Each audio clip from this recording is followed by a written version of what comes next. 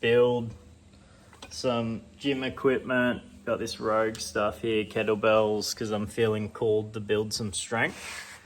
I've got the sauna set up now and ice bath as well, and I've been doing daily sauna and ice bath. I feel that, something's calling me to build strength, so I'm just starting that process. And I feel like that's, I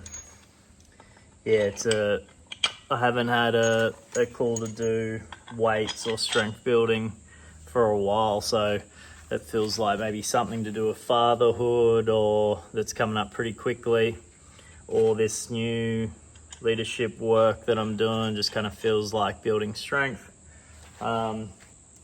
So see where that flows. I just thought I'd share another video about the couple of things that people have been asking me in coaching sessions. I just thought it could provide value for people, and you might want to hear about it. So I keep getting asked, how do I weave spirituality into business?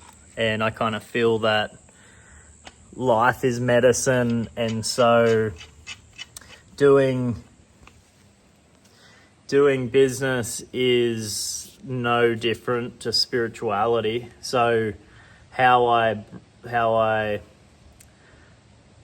do business and how I do life is kind of the same. I'm always looking for the flow, always looking for signs and reasons why something is the right, that's some reason why things are in flow and why they're aligned to me as a physical being, but also a spiritual being.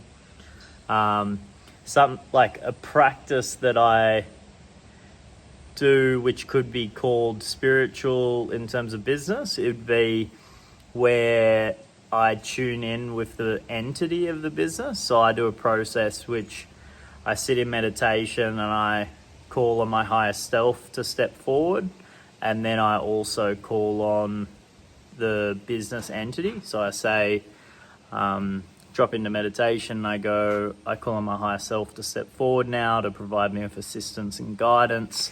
And I just allow myself to fully embody in the here and now. And then once I feel fully embodied and present, then I call on the business entity, Fox, to come and be with me here now, and I ask it questions. So I call on the Fox entity to be here with me now, and the first question I normally ask would be, how are you feeling at the moment? Is there, normally I can tell when the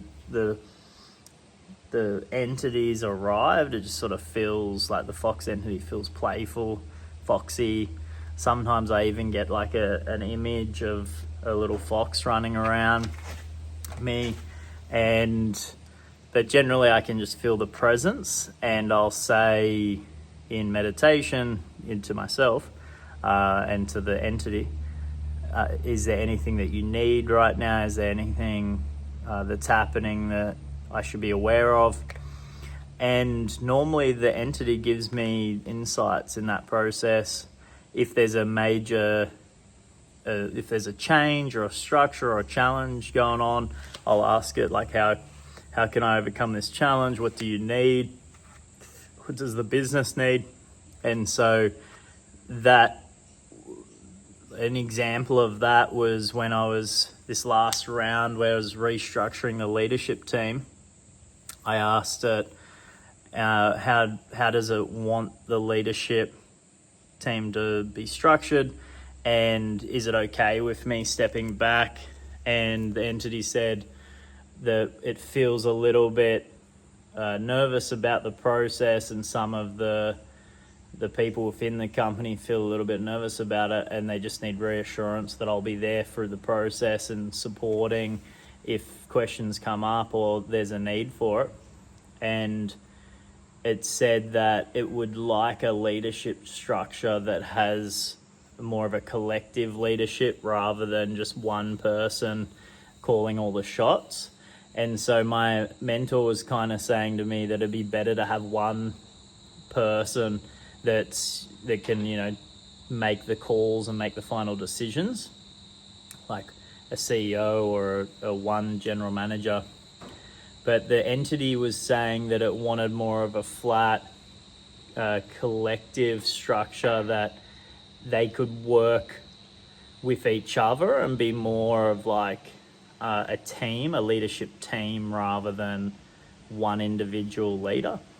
And so I took that on board and I conveyed that to my mentor and to the leaders within the business, and we came up with a strategy of a 3-person leadership team, which then has been amazing. Like, they've been able to support each other, they're learning together, they're helping each other grow. Decision needs to come from consensus then, so it's a little bit more challenging to come to a final decision. But the leadership team as a collective, because they're supporting each other, feel much more cohesive, and at the moment it's been probably about a bit over 6 months, but they're doing really well. And you know, when someone takes leave, the other two support that person, and it's been a really powerful process so far. And so the entity itself guided me in that decision. So I took my personal desires away, and then I trusted that process and the information that I was receiving to then work with the team and communicate it, and then come up with strategy and execute on that strategy, a structure that worked and felt aligned to the business, aligned to the next steps for me, aligned to the team and their growth as well. And so that would be one. So if I was to, you know, talk about spirituality and business, that's how I surrender to the spiritual guidance.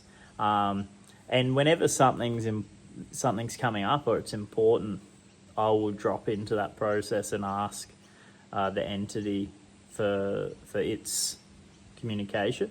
And so it's a co-creation, it's a collaboration, and it's real world, but it's also non-physical and energetic at the same time.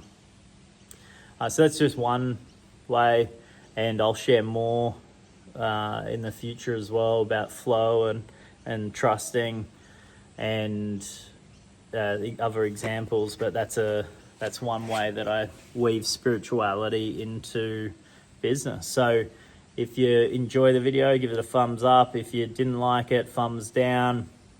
Share in the comments where you've experienced how you weave spirituality into business. I'd love to hear that as well.